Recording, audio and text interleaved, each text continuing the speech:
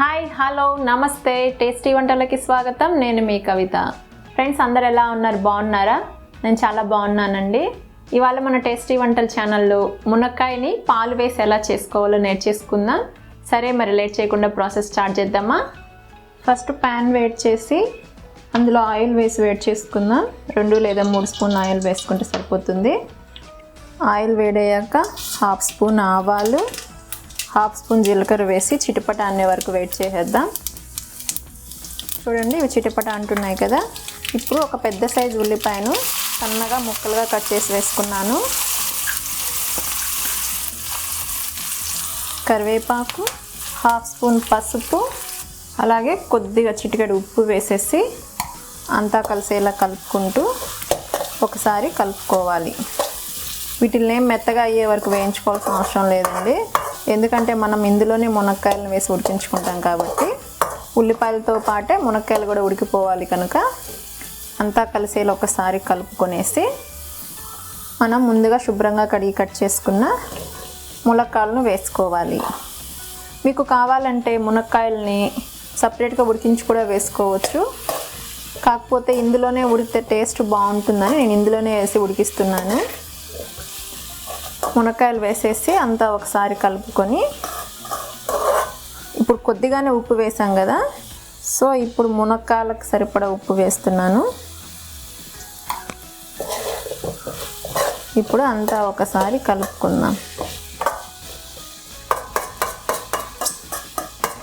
ఇలా మునక్కాయలు ఉడకడానికి కొంచెం టైం పడుతుందండి, కానీ టేస్ట్ బాగుంటుంది. మీకు అంత టైం లేదు అనుకుంటే పక్కన ఉడికించి వేసుకోవచ్చు. చూడండి అంతా బాగా కలిసింది కదా. ఇప్పుడు ఆయిల్లోని మునక్కాయలని ఉల్లిపాయలని మధ్య మధ్యలో కలుపుకుంటూ ఒక 5 నిమిషాల పాటు మగ్గించుకుందాం. మూత పెట్టి మధ్య మధ్యలో కలుపుకుంటూ ఉడికించుకుందాం, ఎందుకంటే మూత పెట్టామంటే ఇవి తొందరగా మగ్గిపోతాయి. లో ఫ్లేమ్లోనే ఉడికించుకోండి, ఎందుకంటే అడుగంటుకుంటుంది కాబట్టి లో ఫ్లేమ్లో వీటిల్ని ఆయిల్లో 5 నిమిషాల పాటు మగ్గించుకోవాలి. 5 నిమిషాల తర్వాత మనం మూత తీసి చూద్దాం. చూడండి మీకు సౌండ్ వస్తుంటే లైట్గా అంటుకున్నట్టు అనిపిస్తుంది కదా. లైట్గా ఇప్పుడే స్టార్ట్ అయింది అంటుకోవడము. ఇవి కొంచెం మగ్గాయండి ఆయిల్లో. ఇప్పుడు మనం ఇందులో చిల్లీ పౌడర్ వేసుకుందాం. నేను ఇక్కడ 1 స్పూన్ చిల్లీ పౌడర్ వేస్తున్నానండి. మీరు కారంకి తగ్గట్టు కొంచెం అటు ఇటు చూసుకొని వేసుకోండి.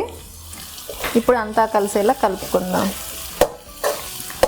మనము ఉప్పు వేసాం కదా మునక్కాయలకు సరిపడా, అప్పుడే మనం చిల్లీ పౌడర్ వేసుకున్నాం అనుకోండి, మనం మునక్కాయలను ఆయిల్లో మగ్గించుకుంటున్నాం కాబట్టి అడుగంటుకునే ఛాన్స్ ఉంటుంది. కాబట్టి ఇవి కొంచెం మగ్గిన తర్వాత నేను చిల్లీ పౌడర్ వేసాను. చిల్లీ పౌడర్ అంతా కలిసింది కదా. ఇప్పుడు 1 నిమిషం పాటు మనం మూత పెట్టి మగ్గించుకుందాం, ఎందుకంటే చిల్లీ పౌడర్ మునక్కాయలకు పట్టాలి కాబట్టి ఒకే 1 నిమిషం పాటు మూత పెట్టి మగ్గించుకుందాం. 1 నిమిషం తర్వాత మూత తీసి ఒకసారి కలుపుకొని వాటర్ వేసుకోవాలి. ఇవి మునక్కాయలు ఊరికే మగ్గాయి కానీ ఉడకలేదు కాబట్టి ఆయిల్లో మగ్గించుకుంటే బాగుంటుందని ఇలా కాసేపు ఆయిల్లో మగ్గించుకొని తర్వాత ఇందులో మునక్కాయలు ఉడకడానికి సరిపడా వాటర్ వేసుకోవాలి. ఇప్పుడు అంతా కలిసేలా కలుపుకుందాం. ఎప్పుడైనా కూరగాయలు ఆయిల్లో మగ్గితే తర్వాత ఉడికించుకుంటే బాగుంటుంది, సో అందుకే నేను ఫస్ట్ ఆయిల్లో మగ్గించుకొని మునక్కాయలని ఇవి కొంచెం మగ్గిన తర్వాత మళ్ళీ వాటర్ పోసి ఉడికించుకుంటున్నాను. ఇప్పుడు కొంచెం మీడియం ఫ్లేమ్లో పెట్టుకొని ఒక 5 నుంచి 10 నిమిషాల పాటు మధ్య మధ్యలో కలుపుకుంటూ ఉడికించుకుందాం. 10 లేదా 15 నిమిషాల తర్వాత మధ్య మధ్యలో కలుపుకుంటూ ఉడికించుకున్నాం కదా. ఇప్పుడు మూత తీసి అంతా ఒకసారి కలుపుకుందాం. చూడండి వాటర్ అన్ని ఇంకిపోయి కర్రీ అంతా గ్రేవీ దగ్గర పడింది, మునక్కాయలు కూడా ఉడికాయి. మనం లేత మునక్కాయలు తీసుకున్నాం అనుకోండి 10 to 15 మినిట్స్లో ఉడికిపోతాయి. అదే మనం కొంచెం కండ ఎక్కువగా ఉండి కొంచెం ముదిరినట్టున్నాయనుకోండి అవి ఒక 20 నుంచి 25 నిమిషాలు టైం పడుతుంది. ఇవి నాకు కొంచెం టైం ఎక్కువే పట్టిందండి ఉడకడానికి. ఫస్ట్ ఆయిల్లో ఒక 5 to 8 మినిట్స్ మగ్గించాను, తర్వాత ఇప్పుడు వాటర్ వేసాక ఒక 15 మినిట్స్ పాటు ఉడికించాను. ఇవి ఉడికిపోయాయి కదా. ఇప్పుడు అందులో మనము పాలు వేసుకుందాం. నేను ఇక్కడ ఒక పావు లీటర్ వరకు పాలు వేస్తున్నాను. మీకు ఎన్ని పాలు కావాలో అన్ని వేసుకోండి, అంటే మీ కర్రీ కన్సిస్టెన్సీని బట్టి మీరు పాలు వేసుకోండి. ఇప్పుడు అంతా ఒకసారి కలుపుకొని ఒక 5 నిమిషాల పాటు ఉడికించుకుందాము. కలిసిపోయింది. ఇప్పుడు మూత పెట్టి ఒక 5 నిమిషాలు ఉడికించుకుందాం. 5 నిమిషాల తర్వాత మూత తీసి అంతా ఒకసారి కలుపుకుందాం. చూడండి, పాలు ఇరిగిపోయి గులకలుగా వచ్చాయి కదా. ఈ కర్రీ ఇంతేనండి, పాలు విరిగిపోతాయి, కంగారు పడకండి. ఇవేంటి ఇరిగిపోయినాయి, చెడిపోయిందేమో అని అనుకోకండి, ఇలానే విరుగుతాయి. ఎందుకంటే మనం ఉప్పు కారంలో పాలు వేసాం కదా, సో ఆటోమేటిక్గా విరిగిపోతాయి. టేస్ట్ మాత్రం చాలా బాగుంటుందండి. ఇప్పుడంతా ఒకసారి కలుపుకున్నాం కదా, ఇది ఇంకొంచెం దగ్గర పడాలి. సో ఇంకొంచెం సేపు దీనిని ఉడికించుకుందాం. మూత పెట్టైనా ఉడికించుకోవచ్చు, లేదా మూత లేకుండా అయినా ఇలానే ఉడికించుకోవచ్చు.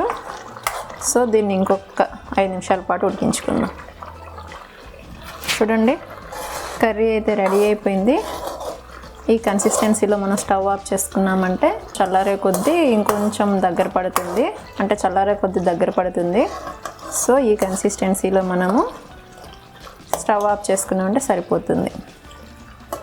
అంతే ఫ్రెండ్స్, ఎంతో టేస్టీ ములక్కాడ పాల కర్రీ రెడీ అయిపోయింది. మీకు ఈ రెసిపీ నచ్చిందా? నచ్చితే లైక్, షేర్, కమెంట్ చేయండి. అలాగే మన ఛానల్ని ఫస్ట్ టైం చూస్తున్న వారు, ఇప్పటి వరకు సబ్స్క్రైబ్ కాని వాళ్ళు ఉంటే సబ్స్క్రైబ్ అవ్వండి. ఇంకా పక్కనే ఉన్న బెల్ బటన్ని ఒక్కసారి క్లిక్ చేశారంటే నేను ఎప్పుడు వీడియో పెట్టినా మీకు నోటిఫికేషన్ వస్తుంది. మీరు ఎప్పుడు ఫ్రీగా ఉంటే అప్పుడు వీడియోని చూసేయచ్చు. Thank you.